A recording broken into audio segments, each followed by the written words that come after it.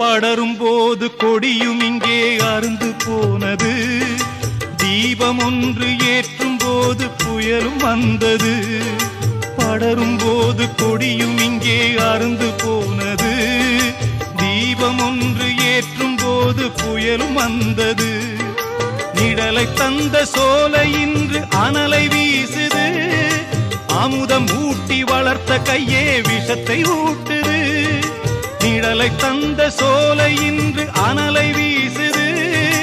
அமுதம் ஊட்டி வளர்த்த கையே விஷத்தை ஊட்டுது. அமுதம் ஊட்டி வளர்த்த கையே விஷத்தை ஊட்டுது. இப்படியும் நடக்கும் என்று எவருக்கு இங்கே தெரியும்? அந்த இறைவன் போடும் விடுகதைக்கு எவருக்கு விடை புரியும்? இது யார் செய்த பாவம்? பதில் யார் சொல்லக்கூடும்? இது யார் செய்த பாவம்?